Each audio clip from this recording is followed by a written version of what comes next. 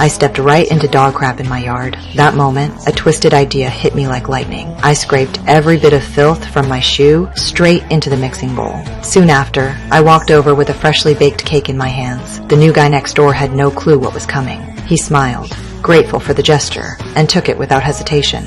He sniffed it, sensed nothing strange, then shoved a big bite into his mouth. To my disgust, he even praised how delicious it was.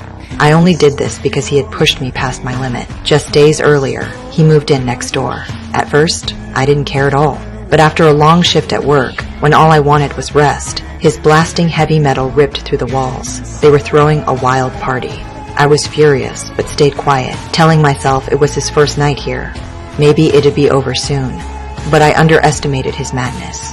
By 4 in the morning, the pounding music hadn't stopped one bit. The next day, I dragged myself to work with bloodshot eyes. On the way out, I stepped on dog crap again, right on my lawn. Turns out, he let his friend's dog do its business right in front of my house. I had no choice but to swallow my anger and rush off to work, but with no sleep. I could barely stay awake all day. After work, I washed up and finally lay down, but the same pounding music started again.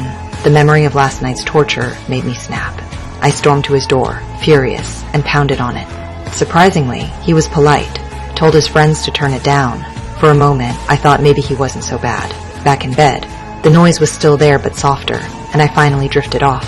But again, at 4 in the morning, the roar blasted louder than ever. My rage hit the ceiling. I ran back, slammed his door, but he was drunk and didn't care. When I threatened to call the cops, he turned violent. I had no choice but to call the police, but they brushed me off, saying it wasn't their problem. They told me I needed other neighbors to complain with me, but no one wanted to get involved. With nowhere to go, I grabbed my pillow and crashed in my car. At dawn, the park security woke me up and slapped me with a fine. To make it worse, he was once a guy who chased after me. I thought maybe he'd let it slide, but instead, he seemed glad to punish me. When I got home that night, my neighbor mocked me openly.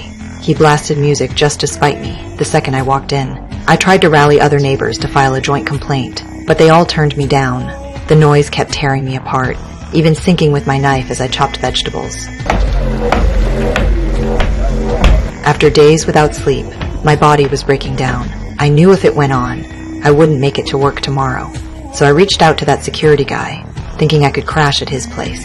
He thought it was a date and tried to take me to a nightclub, but I was so drained I begged him to take me straight home.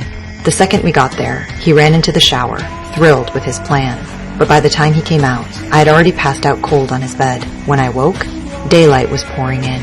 The sight of his leopard print underwear on the floor made me bolt out in panic. Back home, with my strength restored, I waited by the window. The moment I saw him leave, I grabbed my spare key, slipped into his place, and went straight for revenge. I stabbed his speakers until they were full of holes.